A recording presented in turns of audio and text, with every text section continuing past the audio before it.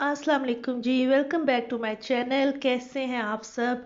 उम्मीद है कि बिल्कुल ठीक ठाक होंगे और अल्लाह का शुक्र है मैं भी बिल्कुल ठीक हूँ। अभी बस यहाँ पे मैं कर रही हूँ दोपहर के खाने की तैयारी। आज संडे है और वीकेंड तो सबको ही पता है कि बड़ा जो है वो बिज़ी गुजरता है ना। और जितना इस दिन का इंतज़ार होता है ना, मतलब पूरा हफ्ता वीकेंड का इंतज़ार होता है कि सैटरडे संडे आए, लेकिन वही बात है कि गुजरने का बिल्कुल पता ही नहीं चलता। पूरा हफ्ता इतना लंबा लगता है और ये 2 दिन फ़ौरन से गुजर जाते हैं।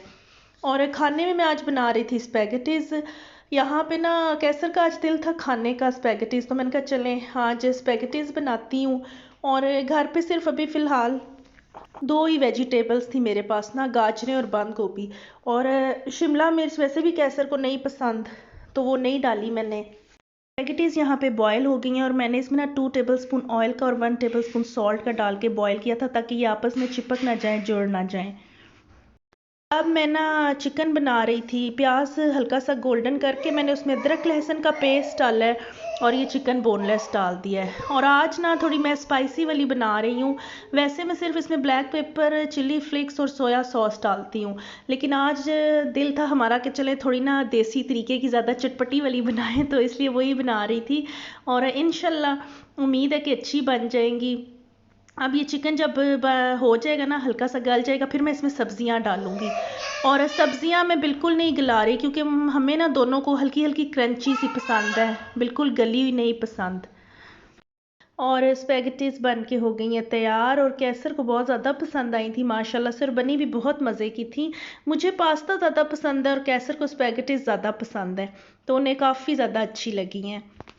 खाना वगैरह हम लोग खा के फ़ारिग हो गए थे अल्हम्दुलिल्लाह। और यहाँ पे मेरे जो जेठ हैं उनका आ गया था बेटा। और माशाल्लाह माशाल्लाह ये और मेरा बेटा ना आपस में बहुत ज़्यादा अटैच हैं। हालांकि इनमें काफ़ी जो एज डिफरेंस है, लेकिन फिर भी इन दोनों की बहुत ज़्यादा दोस्ती है आपस में माशाल्लाह। और मेरी दुआ है कि ये हमेशा इसी तरह से रहें। लेकिन यहाँ भी आके ना तो इन्होंने मोबाइल उठा लिया है और अब ये गेम्स खेल रहे थे। और मैं इनको यहाँ पे कह रही थी कि एक दूसरे के साथ खेलो तुम लोग, वैसे भी मोबाइल यूज़ करते रहते हो। लेकिन वही बात है कि बच्चों ने ना अपनी करनी होती है, मान जाते हैं, सुन लेते हैं, लेकिन जब मोबाइल नज़र आ जाए या हाथ में आ जाए और फिर गेम्स ये खोल लें, तो फिर कहाँ सुनते हैं ये। और अब इन दोनों ने ना अपनी अपनी बारियां लगाई हुई थी कि एक टाइम में एक खेलेगा और फिर दूसरे टाइम में ना वो मतलब दूसरे को देगा। और मेरा बेटा जो है उसको सिखा रहा था माशाल्लाह, हालांकि वो बड़ा है और उसे पता भी है, लेकिन इतने अच्छे तरीके से ना वो यही शो कर रहा था कि जैसे वो उससे सीख रहा है। मतलब ना 4 से 5 साल का इन दोनों में एज डिफरेंस है। और बस माशाल्लाह अपनी शरारतें ये लगे हुए हैं, आप खेल रहे हैं।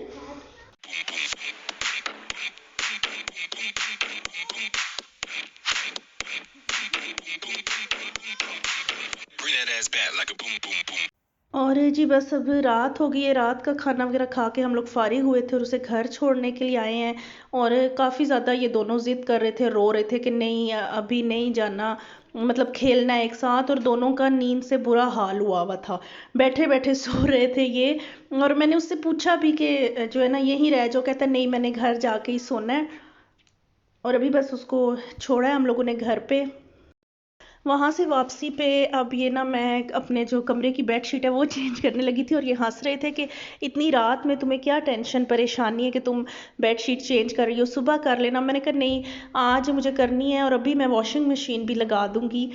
तो जो है ना, क्योंकि सारा दिन मुझे टाइम नहीं मिल सका। और ये बेड शीट ना मतलब शेयर करने का आप लोगों से ये मेरा मकसद था कि ये अम्मी ने भिजवाई अभी जब कैसर गए थे ना पाकिस्तान।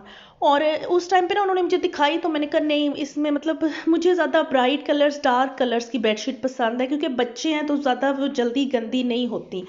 तो मैंने कहा नहीं चले ठीक है, क्योंकि मैंने डिज़ाइन नहीं देखा था, खोल के उन्होंने नहीं दिखाई थी, पैकिंग में ही थी। तो जब उन्होंने मुझे ये जो भेजी उस टाइम मुझे लग रहा था कि नहीं मतलब इतनी ज़्यादा पसंद नहीं आई मुझे। लेकिन यकीन करें कि आज जब मैंने ये खोल के अपने बेड पे डाली तो इतनी ये ज़बरदस्त और प्योर कॉटन में, और मुझे इसका डिज़ाइन इतना इतना ज़्यादा पसंद आया है। और मैंने कहा वाकई अम्मी की ना मेरी पसंद काफ़ी अच्छी थी उस टाइम, वैसे ही बस मैं टेंशन लेगी कि नहीं मुझे ये बेडशीट पसंद नहीं आई। लेकिन बहुत बहुत प्यारा डिज़ाइन है इसका। और ये देखें जी, मेरी जो सबसे बड़ी टेंशन थी ना इलेक्ट्रिक चूल्हे पे रोटी बनाने की, वो भी हो गई है ख़त्म अल्हम्दुलिल्लाह। लास्ट वीक ये लेकर आए हैं कैसर, लेकिन मैं शेयर नहीं कर सकी। छोटी सी ना, ये जैसे तंदूर टाइप होता है, तंदूर इस पे लिखा हुआ है, ये शायद आप लोगों को नज़र आ रहा होगा क्योंकि रात का टाइम है, किचन की लाइट थोड़ी डिम है।